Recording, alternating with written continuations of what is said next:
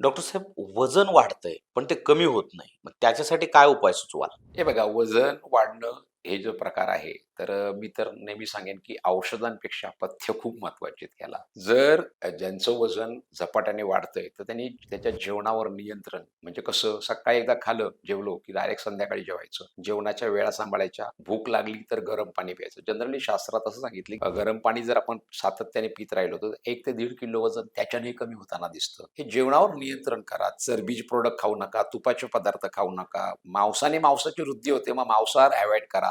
जर मांस खाल्ल्याने मांस वाढत असेल, तर पहिलं कसं नॉन-व्हेज थोडे दिवस बंद करायला हवं, जे लोकं ज्यांचं वजन वाढतोय. कारण तुम्ही काही केलं तर वजन कमी होणार नाही. म्हणून मी नेहमी सांगतो, मेडिसिनपेक्षा पथ्यावर आणणं खूप महत्त्वाचं आहे याच्यात, वजन कमी करायचं असेल. औषधं तर औषधांचं काम करतील, तरीसुद्धा वजन कमी करण्यासाठी मी तुम्हाला एक औषध सुद्धा मेदहर गुगुळ नावाचं गुगुळ येतं. मेद कमी करणारं. त्याच्यानंतर गोमूत्र हरितकी नावाचं एक टॅबलेट आहे. अशा औषधांचा वापर करा आणि तुम्हाला तुमचे रिझल्ट बघायला मिळतील. पण पथ्य करा.